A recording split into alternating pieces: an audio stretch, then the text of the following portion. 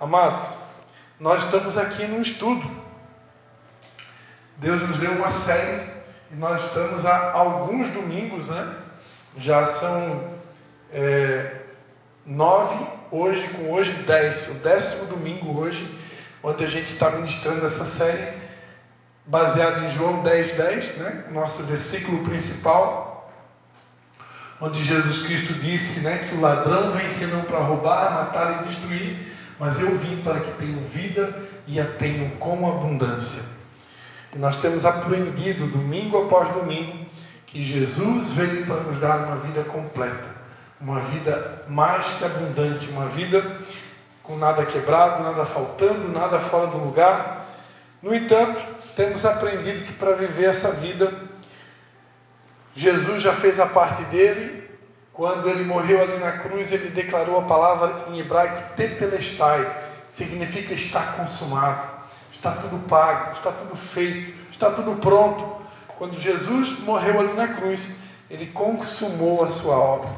Então ele deixou tudo pronto para a gente. O que a gente precisa agora, como a gente aprendeu no domingo passado, é acessar pela fé as regiões celestiais e tomar posse como filhos de Deus de tudo aquilo que Jesus já conquistou para nós. Quem lembra aquela música da pastora Ludmila Feber? Minha esposa consegue me ajudar a cantar? Tudo que Jesus conquistou na cruz é direito nosso, é nossa herança. Toda a vida sãos Deus para nós, tomamos posse, é nossa herança. Toda a vida, todo o poder, tudo que Deus tem para nos dar. Abrimos nossas vidas para receber e nada mais nos resistirá. Maior é o que está em nós do que o que está no mundo. Bem maior é o que está em nós. Sem ensaiar uma benção, né? Glórias a Jesus. Então, tudo que Jesus conquistou para nós é direito nosso, é nossa herança. Já foi tudo consumado. Agora nós precisamos acessar. E uma palavra-chave da Bíblia que nos dá acesso a todas as bênçãos de Deus é a palavra obedecer. Né? Como dizia o apóstolo Luiz Carlos, né? Obediência gera bênção.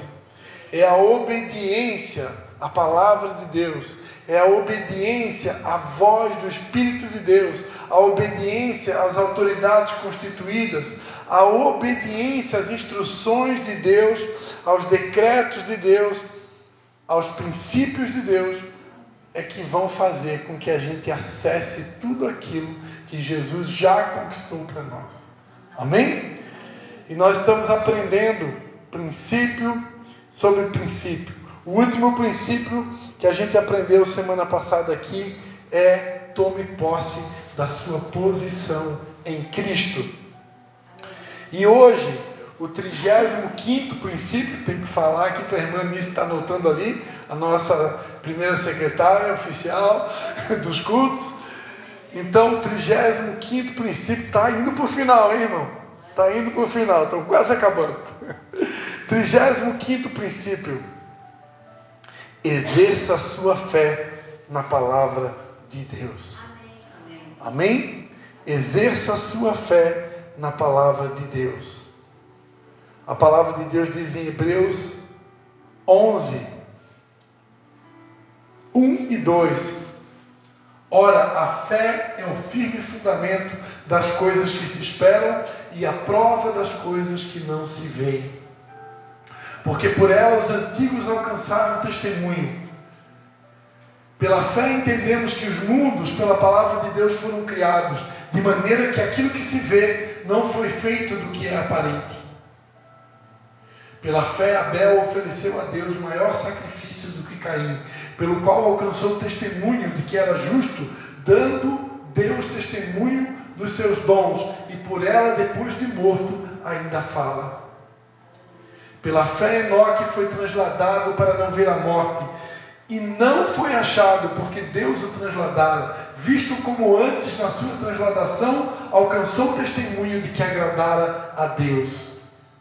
Ora, sem fé é impossível agradar-lhe, porque é necessário que aquele que se aproxima de Deus creia que Ele existe e que é galardoador dos que o buscam. Amém, queridos? A palavra de Deus diz que sem fé é impossível agradar a Deus. Deus é o Deus da fé. E a fé é um fruto que está ali em Gálatas 5, né? Faz parte do fruto do Espírito Santo. Ela já está em nós. No entanto, nós precisamos alimentá-la. E a palavra de Deus diz que a fé vem pelo ouvir e ouvir a palavra de Deus. Como é que se alimenta a fé? Ouvindo a palavra de Deus. Por isso que Jesus, quando ele estava na casa, em Betânia, na casa de Maria e Marta, ele repreendeu Marta e elogiou Maria. Ele disse: Marta, Marta, você está cansada, está ansiosa, está preocupada com um monte de coisa, mas a sua irmã Maria escolheu a boa parte, ao qual não lhe será tirada. E qual era a boa parte? A boa parte é ouvir a palavra do Mestre. Maria estava aos pés de Jesus, ouvindo a sua palavra. E a fé vem pelo ouvir a sua palavra. E glórias a Deus, porque os antigos precisavam meditar, né? O que é meditar? Meditar é quando você lê a Bíblia em voz baixinha, e você lê e fala bem baixinho para você ouvir a sua própria voz. Aí você está meditando e ouvindo, meditando e ouvindo. Então você fala baixinho, você está ouvindo a sua própria voz, você está ouvindo a palavra. Hoje, com a tecnologia que nós temos hoje, você pode botar a Bíblia em áudio. Eu faço o café da manhã todo dia ouvindo a Bíblia em áudio. Eu boto a Bíblia em áudio, no volume máximo. Eu estou fazendo café, estou ouvindo a Bíblia. Hoje eu estou no carro, eu estou com fone de ouvido, eu estou ouvindo pregações, eu estou ouvindo louvor, eu estou ouvindo a palavra o dia inteiro. Então você quer ter fé? Como é que faz para ter fé? Ouça a palavra, não tem outro segredo, não tem. Ouça em áudio, leia a Bíblia, ouça pregações, louvores inspirados, né? Tem louvor que não tem muito da palavra de Deus, mas tem ministérios como Diante do Trono, por exemplo. Todos os louvores são inspirados na Bíblia. Então é Bíblia e Bíblia e Bíblia. Você está escutando o CD ou o DVD, né, que agora já virou outra coisa, nem sei como é que chama lá na internet. É Bíblia o tempo todo cantada. Então é assim que a gente alimenta a nossa fé. A palavra de Deus diz em João 14, Evangelho de João 14, versículo 12 até o 14. Na verdade vos digo, que aquele que crê em mim, também fará as obras que eu faço, e as fará maiores do que estas, porque eu vou para meu Pai. E tudo quando pedirdes em meu nome, eu o farei, para que o Pai seja glorificado no Filho. Se pedirdes alguma coisa em meu nome, eu o farei. Meu Deus, e agora? Jesus disse que se eu pedir alguma coisa em meu nome, Ele fará. Mas por que algumas coisas às vezes não faz? Uma boa pergunta, né? Para o culto de domingo à noite, né? Por que muitas vezes não faz? Olha o que está escrito lá em 1 João capítulo 5. 1 João capítulo 5, versículo de número 15. Não, 14. 1 João 5, 14. E esta é a confiança que temos nele, que se pedimos alguma coisa segundo a sua vontade, Ele nos ouve. Então por que muitas vezes Ele não nos ouve? Porque muitas vezes o que a gente pede não é segundo a sua vontade. A palavra de Deus diz lá em Tiago, capítulo de número 4. Tiago, capítulo de número 4, versículo de número 2.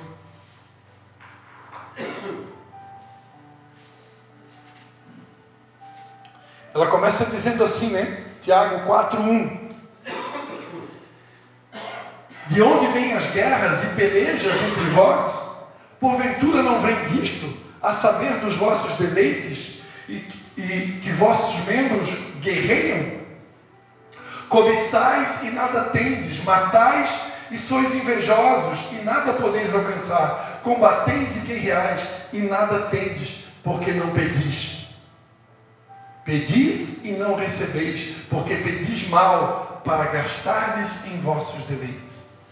Então, às vezes, Deus diz não para a gente porque a gente pede mal. Às vezes, Deus diz não para a gente porque a gente pede segundo a vontade que não é dele, é a nossa vontade. Que aí a gente vai contra a oração do Pai Nosso, né? E na oração do Pai Nosso a gente diz: seja feita a tua vontade, assim na terra como no céu. Mas às vezes a gente pede a nossa vontade, a gente não quer a vontade dele. Aí a resposta também é não. E muitas vezes a resposta também é não, porque ainda não chegou o tempo. E a palavra de Deus diz que há um tempo determinado para todas as coisas. Por isso que a gente nunca pode pegar um versículo isolado da Bíblia e criar uma tese. A Bíblia é um livro para a gente conhecer todo. Eu tenho que conhecer toda a Bíblia, eu tenho que conhecer todo o Evangelho, eu tenho que conhecer o contexto daquilo que faz parte da palavra que eu estou lendo. Se eu pegar um versículo isolado e tentar criar uma doutrina, eu vou me dar mal. Eu tenho que conhecer a Bíblia inteira. Então é por isso que muitas vezes Deus diz não para a gente. E nem sempre é porque você não tem fé. Às vezes a gente tem fé, mas às vezes não chegou o tempo de Deus nos abrir aquela porta que você quer que abra. Às vezes não é de acordo com a vontade dele, e às vezes é porque nós estamos com motivações erradas. Queremos coisas para gastar com o nosso deleite, e nem sempre isso está de acordo com a vontade dele, pelo menos não para aquele tempo.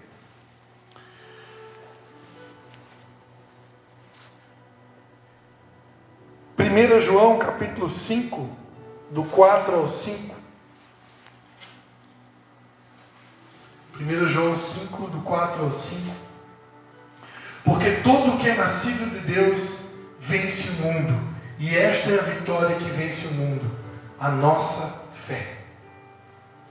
Quem é que vence o mundo, senão aquele que crê que Jesus é o Filho de Deus?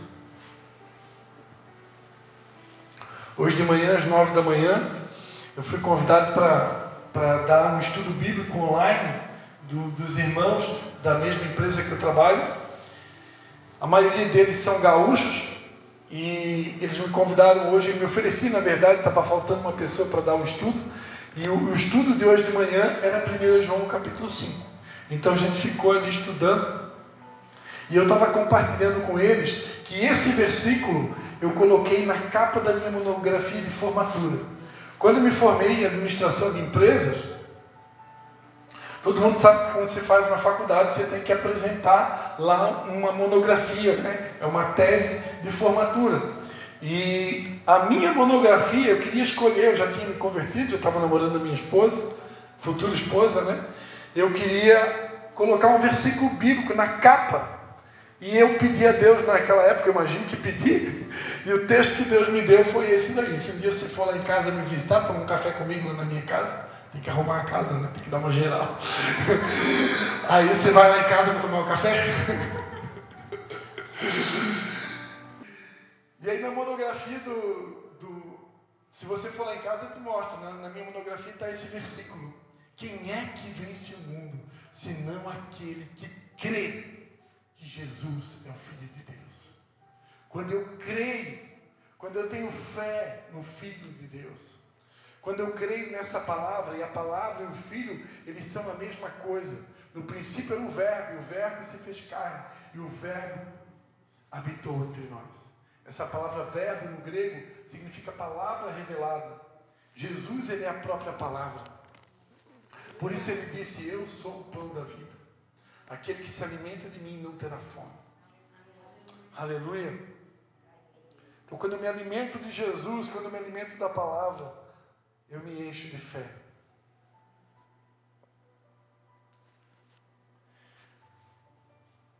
Quando o apóstolo Márcio Valadão, que foi presidente, né, da Igreja Batista da Lagoinha no Brasil durante muitos anos, né, e que se tornou uma igreja hoje uma referência para o mundo, né? Eu de vez em quando ouvi algumas mensagens dele, né?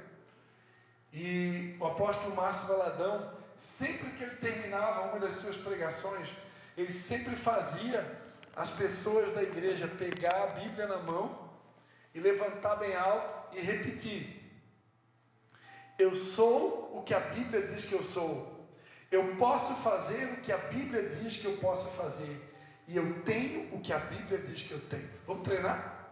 Amém? Pega a sua Bíblia aí. Como dizia a pastora Ana Paula, faça raiva no diabo. Repita comigo assim: eu sou o que a Bíblia diz que eu sou. Eu posso fazer o que a Bíblia diz que eu posso fazer. E eu tenho o que a Bíblia diz que eu tenho. Você pode dar mais um aplauso ao Senhor Jesus? Amém. Glórias a Deus. Então, exerça a sua fé na palavra de Deus. Nós precisamos, amados, colocar em prática aquilo que a gente já sabe. Aquilo que a gente ainda não sabe, Deus não vai cobrar de nós. Mas aquilo que eu já sei, eu preciso colocar em prática. Essa semana eu estava visitando a minha tia. Uma das minhas tias, eu tenho uma tia que ela está bem doentinha, né? E ainda essa semana ela caiu, se machucou, estava toda quebrada. Ela já está meio quebrada, e essa semana está mais quebrada ainda, né? E aí eu fui do lado dela e disse: tia, vamos orar então. E aí eu disse para ela: tia, Jesus disse assim, ó: venham a mim, todos vocês que estão cansados e sobrecarregados, que eu vos aliviarei. Então eu vou orar para Jesus vir aqui agora, e Ele vai tirar esse peso, esse cansaço que está sobre a tia, amém? E aí eu botei a mão no ombro dela e disse: Jesus, está escrito na tua palavra: venham a mim todos que estão cansados, oprimidos, sobrecarregados, que o Senhor nos aliviaria. Eu te peço agora, Senhor, em nome de Jesus, remove todo o peso, toda a opressão, todo o fardo sobre o ombro da minha tia agora, em nome de Jesus. Amém. Simples assim. Quantas vezes você já fez isso por alguém? Faça. Se alguém está doente, o que a Bíblia diz? Chame os presbíteros da igreja e unge ele com óleo. Sim, mas também está escrito na Bíblia que nós somos sacerdócio real, nação santa, povo adquirido, povo de propriedade exclusiva de Deus. Na nova aliança todos são sacerdotes. Na nova aliança, independente de homem e de mulher, todos temos autoridade. Jesus não deu autoridade só para o homem, Ele deu autoridade para a mulher. A minha mãe, a pastora Helena, começou o culto dizendo: aquele que habita nos esconderijos do Altíssimo, 1000 cai à tua direita, 10.000 cai à tua esquerda, né? Eu envio anjos para te guardar. Isso é só para homem? É para mulher também, né? Então, homem e mulher em Cristo Jesus têm autoridade para repreender a capetada, para repreender a enfermidade, desde o câncer até o gripe, ou desde a gripe até o câncer, porque para Deus não tem diferença nenhuma. Orar por um câncer e orar por um resfriado, qual que é a diferença? Para o Deus que criou os céus e a terra. Como diz a Escritura, por acaso haveria alguma coisa demasiadamente difícil para o Senhor? Tem alguma coisa difícil para Ele? O que falta é a gente exercer a nossa fé. Por que muitos de nós aqui não temos muitas experiências de orar por pessoas e serem curadas? Porque talvez você orou pouco. Se eu oro pouco, eu vou ter pouca experiência. Agora experimenta, toda vida que alguém está doente na tua frente, você põe a mão e ora. Nem sempre vai dar certo. Por quê? Às vezes Deus, não é o momento, Deus não quer curar aquela pessoa. Tem doenças que a Bíblia diz que são para a morte, e aquelas que são por causa de pecado, a Bíblia diz que não deve orar. Então, nem tudo a gente vai ter um sim de Deus. A gente já viu aqui agora há pouco, né? Mas o meu papel é orar. E se eu orar, e orar, e orar, e orar, e orar, daqui a pouco a gente vai ter um acúmulo de testemunhos. Eu vou ter uma lista de testemunhos para contar. E esses testemunhos glorificam o Pai. Eu me lembro, durante a Covid, né, a gente não podia visitar ninguém. Quantas pessoas eu gravei áudio orando pelo WhatsApp? Eu gravava áudio pelo WhatsApp em nome de Jesus, repreendendo gripe, repreendendo tudo que é doença. Olha, pelo menos umas 3 pessoas, no mínimo 3 pessoas, mandaram áudio me agradecendo porque foram curadas. Só orando pelo WhatsApp. Então, é simples. A gente tem que exercer a nossa fé. Nós somos chamados de crente. Que legal. A Bíblia diz que até o diabo é e estremece. Crente, amados, é quem crê na palavra. Se eu não creio na palavra, eu não sou crente. Eu sou um frequentador de igreja. Crente é quem crê. Está escrito: imporão a mão sobre os enfermos e eles o curarão. Ok, está escrito, agora eu tenho que fazer minha parte. Eu tenho que crer nessa palavra, colocar a mão e repreender. Simples assim. Eu não preciso ter um dom de cura para fazer isso, né? Por isso que Paulo dizia: orai pelo Espírito e orai com entendimento. O que é orar com entendimento? Está com gripe? Em nome de Jesus eu repreendo essa gripe. Simples assim, orar com entendimento. Então, amados, precisamos exercer a nossa fé.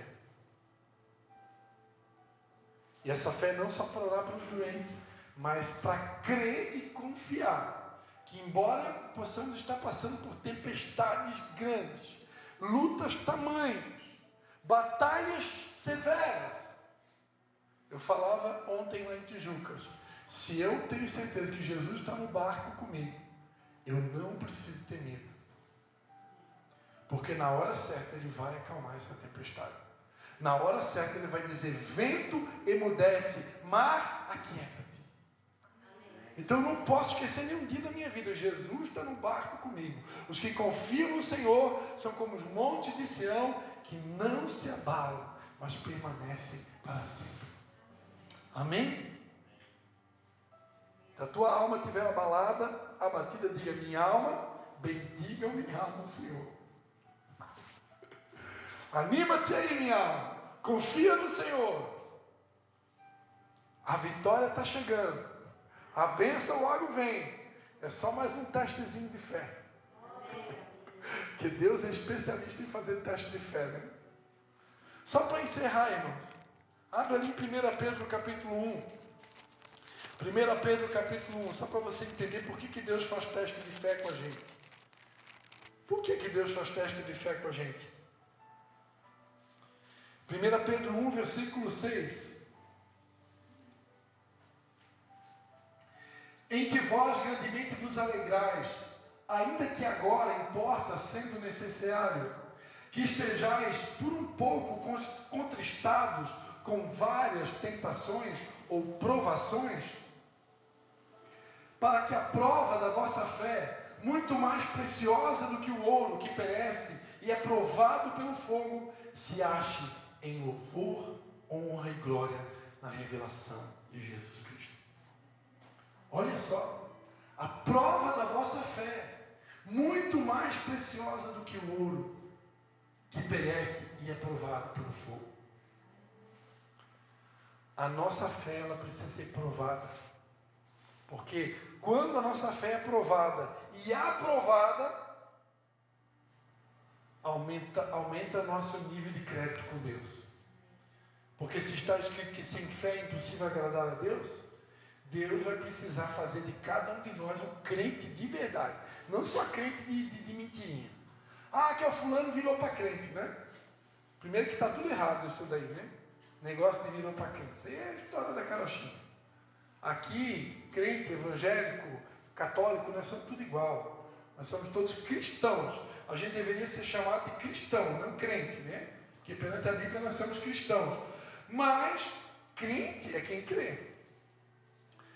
E se a gente quer usar esse título de crente, a gente tem que fazer jus. Amém? Glórias a Deus. Então, exerça a sua fé.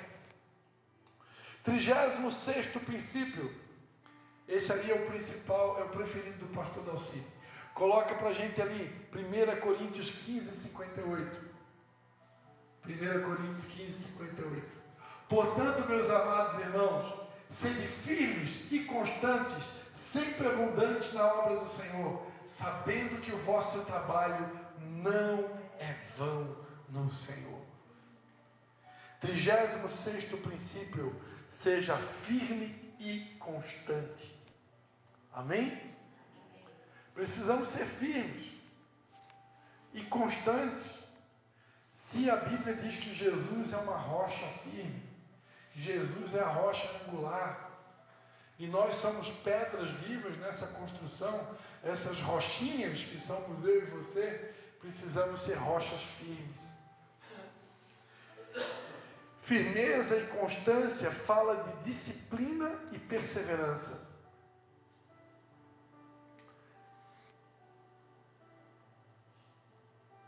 Isaías 35, versículo 3. Isaías 35, versículo 3. Fortalecei as mãos fracas e firmai os joelhos trementes. É só o 3 mesmo. E depois coloca ali para a gente Hebreus 12, 12. Hebreus 12, 12. Portanto, tornai a levantar as mãos cansadas e os joelhos desconjuntados. Está falando de joelho aí hoje, meu Deus. Pastora Patrícia vai à loucura, né? E fazei veredas direitas para os vossos pés, para que o que manqueja não se desvie inteiramente, antes seja sarado. Amados, Deus não quer que a gente vive, sabe? Pastora Patrícia passou por essa experiência, né? Quando ele machuca um joelho, a gente vai andar, a gente começa a andar trôpego, começa a andar com dificuldade. E muitas vezes a gente está assim no espiritual. Às vezes a gente está assim no espiritual, a gente está mancando. É aquela história, né, do ó Lipe, ó azar, ó mundo cruel, o que vai ser de mim agora? Né? Tem dia que a gente está com uma fé que transporta montanhas, mas tem dia que a gente não consegue nem atravessar o muro lá do fundo da casa da dona Vera lá. O pastor Luiz Hermínio diz: cadê aquele Luiz de domingo?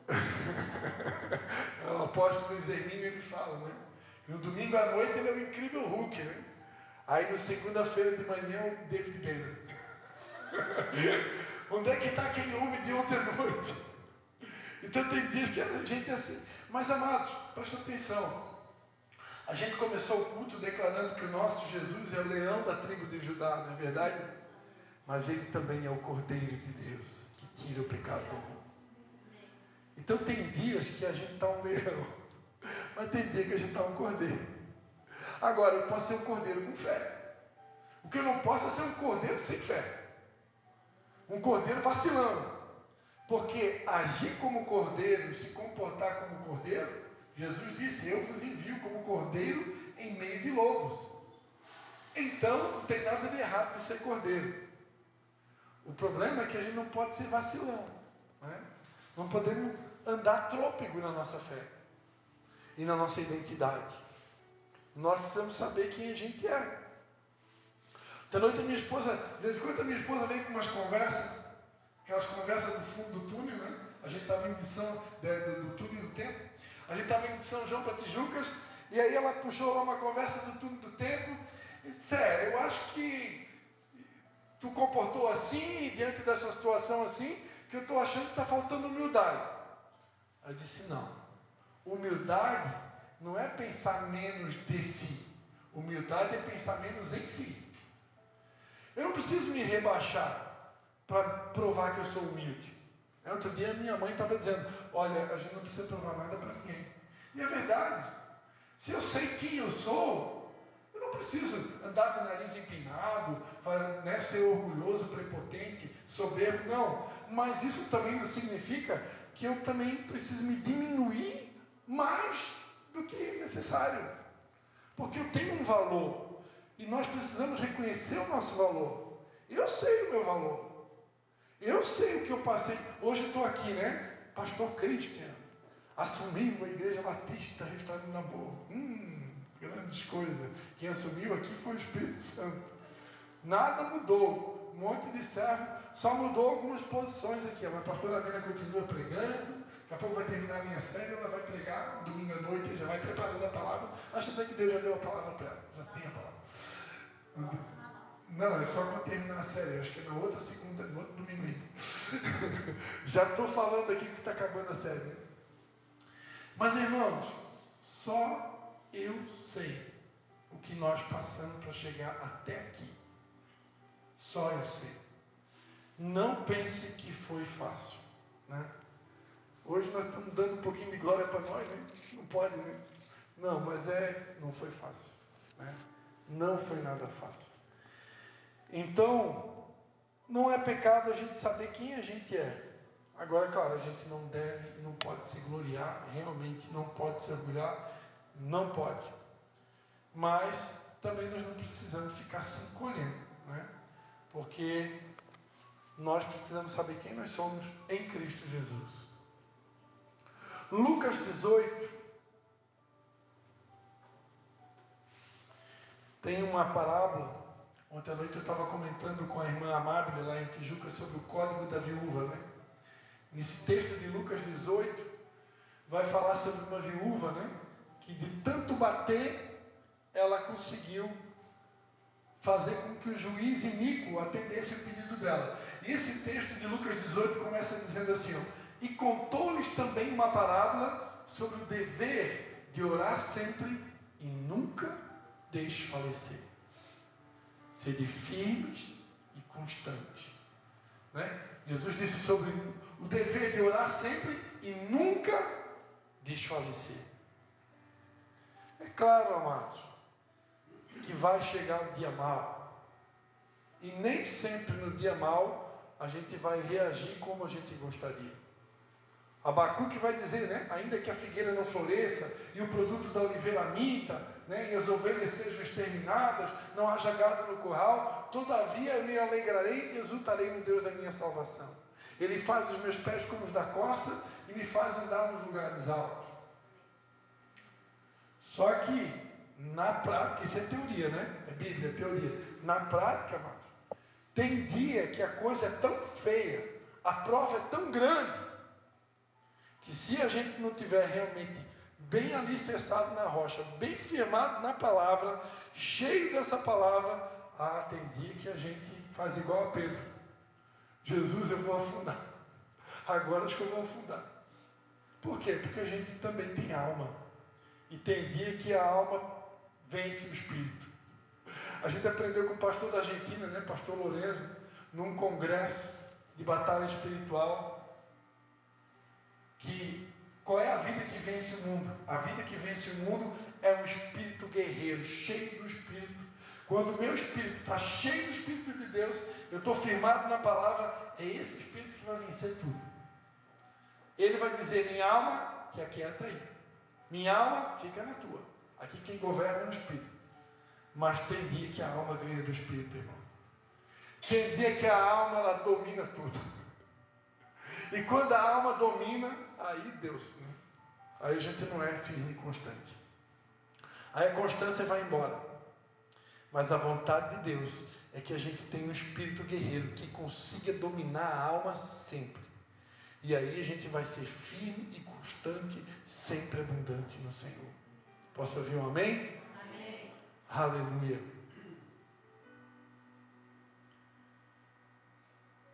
Em Gálatas 6:9 está escrito: e não nos cansemos de fazer o bem, porque a seu tempo colheremos, se não houvermos desfalecido. Se não houvermos desfalecido. O problema dos cristãos, amados, quando está demorando a promessa, quando a bênção está demorando, quando a gente ora, parece que Deus não está ouvindo a nossa oração, a gente, desfalece. A gente desanima. E a palavra de Deus diz, sejam firmes, sejam constantes, não esmoreçam, não desanimem. Eu estou com vocês todos os dias, até a consumação dos séculos. Jesus quer que a gente seja forte. A Bíblia diz, diga ao fraco, você é forte. Amém? Você pode estar se sentindo fraco, mas Jesus quer que você se sinta forte. E até mesmo quando você se sente fraco, o apóstolo Paulo disse, diante daquele espinho na carne, que Deus colocou ali para humilhar ele, para tornar ele humilde, para ele não ficar orgulhoso, prepotente. Ele orou a Deus, várias vezes, 3 vezes orou, para que Deus tirasse aquele espinho na carne, e Deus disse: Paulo, a minha graça te basta, porque o meu poder se aperfeiçoa na fraqueza. 2 Coríntios 12, 9. 2 Coríntios 12, 9.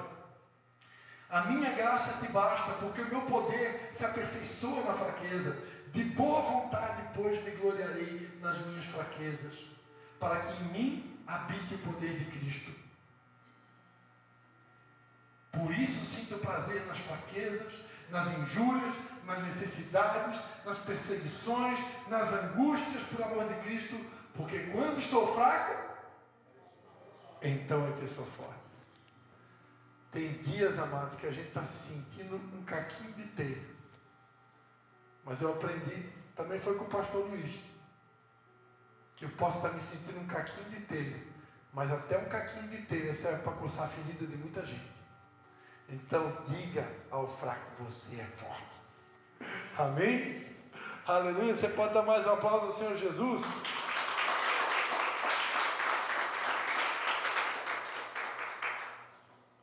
Em Mateus 24, 13 diz: aquele que perseverar até o fim será salvo. Aquele que perseverar até o fim. Eu vou fazer mais um princípio, tá? E a gente encerra por hoje. Vou fazer só mais um princípio para poder na minha conta aqui. No domingo que vem a gente vai encerrar. Domingo que vem a gente vai encerrar essa série. Aí com certeza Deus vai dar uma nova direção. Mas para a gente poder encerrar essa série domingo que vem, eu vou repartir mais um princípio aqui hoje. Só mais um. Para não ficar muito para a semana que vem. Então mais um princípio para a gente encerrar hoje.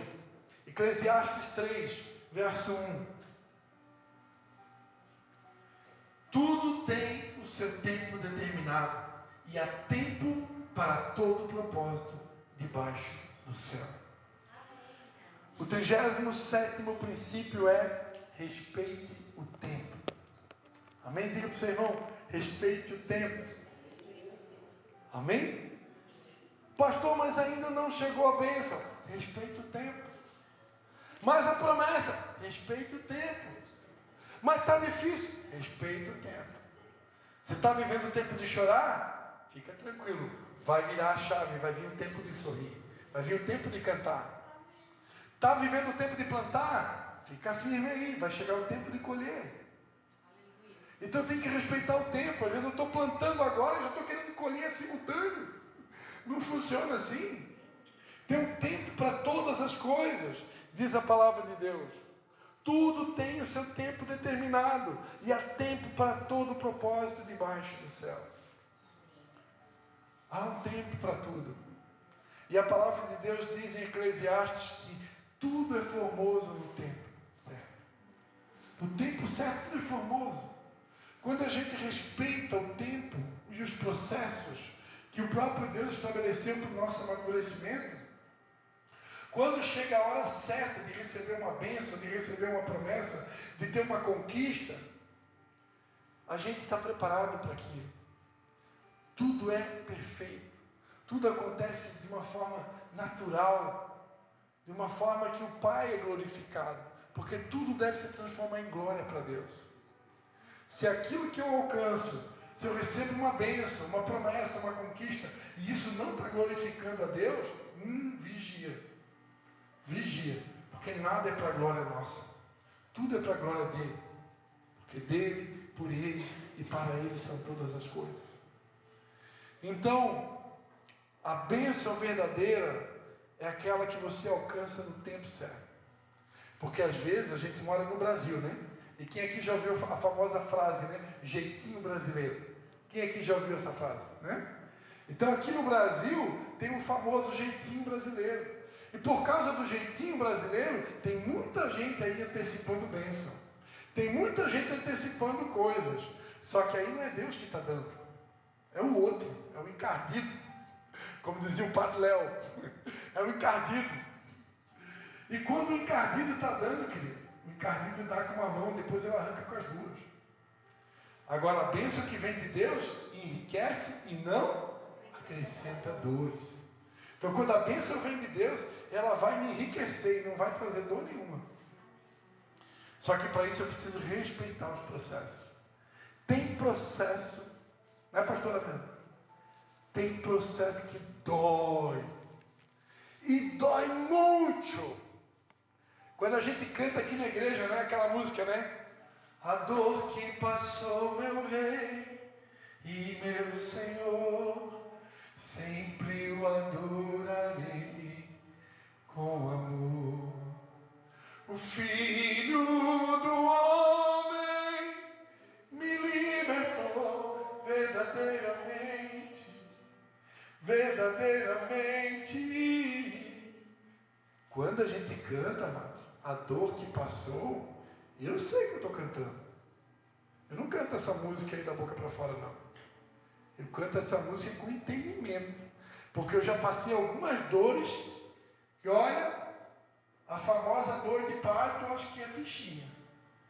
Porque eu acho que a dor da alma é muito maior que a dor física. Me perdoe aí as mulheres, né? Nós homens nunca tivemos essa dor, então a gente não sabe o que está falando. Ô amigo, nós não sabemos o que estamos falando. Então desculpa aí, a gente não sabe o que está falando. Mas eu acredito que a maior dor que Jesus sofreu não foi a dor dos pregos que colocaram nas suas mãos. A maior dor que Jesus sentiu foi lá no jardim do Getsemane. Porque ali ele sabia que ele ia ser abandonado por todos. Ele ia ser rejeitado por todos.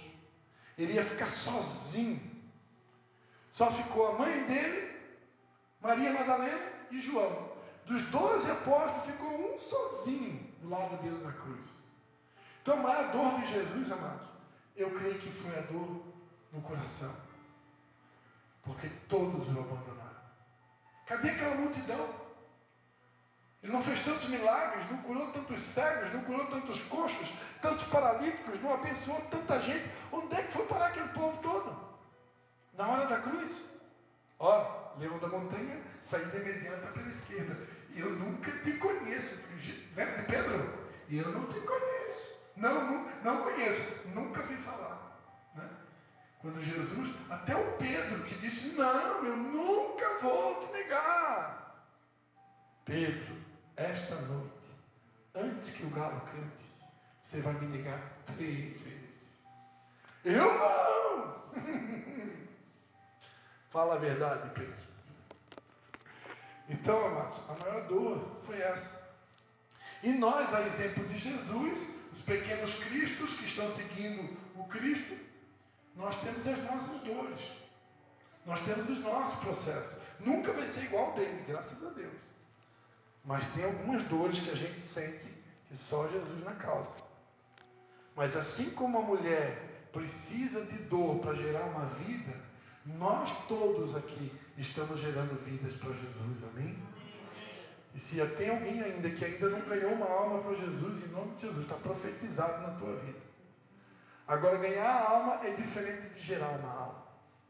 Ganhar a alma é molezinha. Agora, gerar uma alma a gente gera aqui, ó, no joelho, nas lágrimas.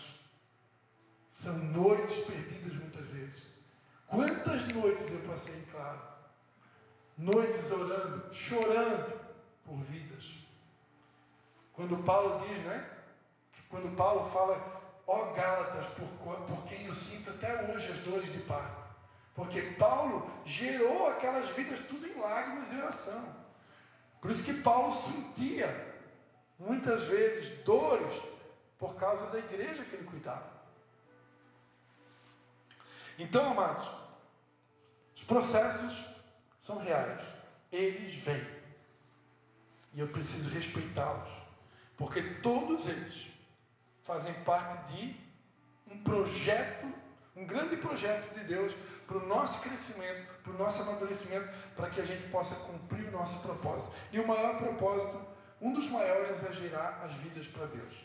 Deus quer fazer de cada um de nós um pai espiritual. Eu falava ali no nosso grupo de estudo bíblico, online, no outro dia a gente estava estudando 1 João 2, hoje de manhã foi 1 João 5. Essa semana a gente estudou 1 João 2. E ali diz, né? Pais, eu vos escrevo. Jovens, eu vos escrevo, porque sois fortes e tende vencido o maligno, né? Filhinhos, eu vos escrevo. E tem muita gente que acha que esse texto está falando de adultos, jovens e crianças. Não é nada disso. Ele está falando de maturidade espiritual, níveis espirituais. E o pai espiritual é aquele que gera. E Deus quer fazer de cada um de nós um pai e uma mãe espiritual. Por quê? Porque Ele quer gerar vidas através de nós. Ele quer fazer uma grande descendência, como Ele falou para Abraão, né? Como as estrelas do céu, como a areia do mar, através das nossas vidas. Mas isso é gerado. É gerado pelos processos. E por isso é preciso respeitar o tempo de cada processo. Deus está no comando o tempo todo. Amém? Mateus 6,34. Não vos inquieteis, pois, pelo dia de amanhã, porque o dia de amanhã cuidará de si mesmo. Basta cada dia o seu mal. E Isaías 40:31, para encerrar. Esse texto é maravilhoso, né? Mas os que esperam no Senhor renovarão as suas forças, subirão como asas, como águias, correrão e não se cansarão, caminharão e não se fatigarão. Você pode dar mais um aplauso ao Senhor Jesus? Vamos ficar de pé? Aleluia! Respeite o tempo de Deus para a tua vida. Aleluia, Pai. Em nome de Jesus, pedi para a pastora Patrícia vir para frente, né? Se ela quiser tocar um louvor ali. Agora tem o teclado dela ali, o teclado. Esse teclado é dos bons, né? Esse teclado a gente foi comprar no Paraguai, irmãos.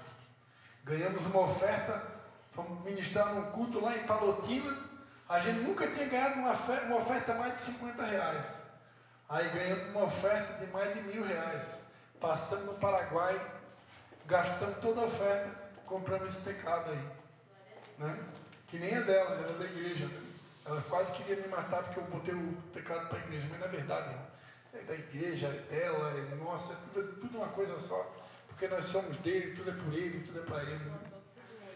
Glórias a Deus. Hoje eu já lavei toda a roupa suja aqui em cima, depois ela me pega. Depois ela me pega, eu estou lascado. Vocês oram por mim, hein? Amém. Vamos orar, irmãos. Vamos orar. Vamos orar. Deus nos deu 3 princípios aqui nessa noite. Nessa noite nós aprendemos que precisamos exercitar a nossa fé. Precisamos ser firmes e constantes. E precisamos respeitar o tempo e os processos de Deus para a nossa vida. Quantos se reconhecem nessa noite que precisam de um novo nível de fé? Quantos reconhecem que precisam ser firmes e constantes? Quantos reconhecem que precisam aprender a respeitar o tempo e os processos de Deus para a tua vida? Pai, em nome de Jesus, Pai, nós viemos a Ti nessa noite, Pai, nos humilhar debaixo da Tua potente mão, Senhor, e pedir a Ti, Pai, que o Senhor verdadeiramente venha fazer de cada um de nós um homem e uma mulher de fé, Senhor. Se é verdade que é impossível Te agradar sem fé, nós Te pedimos, faz de nós homens e mulheres de fé, pessoas firmes, pessoas constantes, inabaláveis como o monte de Sião. Oh Pai, em nome de Jesus, nos ensina a respeitar o tempo, porque no tempo do Senhor tudo é formoso. Os que esperam no Senhor, os que esperam o tempo do Senhor, subirão como asas, como águias, correrão e não se cansarão, caminharão e não se fatigarão. Maiores que o meu Deus, e não vão me impedir de caminhar. Rompendo em fé, se diante de mim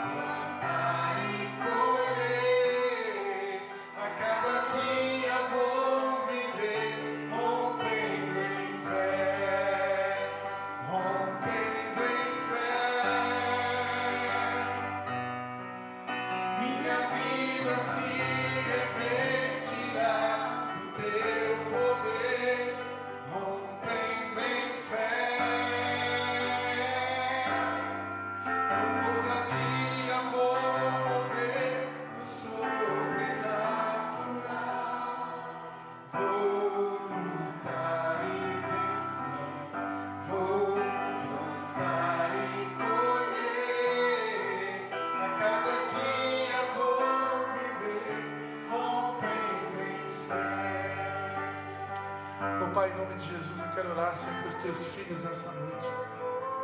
Para aqueles que precisam de um nível ampliado de fé nessa noite. Para aqueles que precisam de mais firmeza, mais constância, perseverança. Ou para que cada um suporte os seus processos, sabendo que o processo ele passa, Senhor. A chave vira. A tua palavra diz: o choro pode durar uma noite, mas a alegria vem pela manhã. Aleluia, você recebe essa palavra? O choro pode durar uma noite, mas a alegria vem. A alegria vem. A alegria vem. Eu profetizo um tempo de alegria sobre a tua vida. Eu profetizo um tempo de alegria. Um tempo de alegria sobre a tua igreja, Senhor. Nós profetizamos um tempo de alegria. Oh, o choro pode durar uma noite, mas a alegria vem. Oh, um tempo de alegria sobre a tua noiva, Senhor.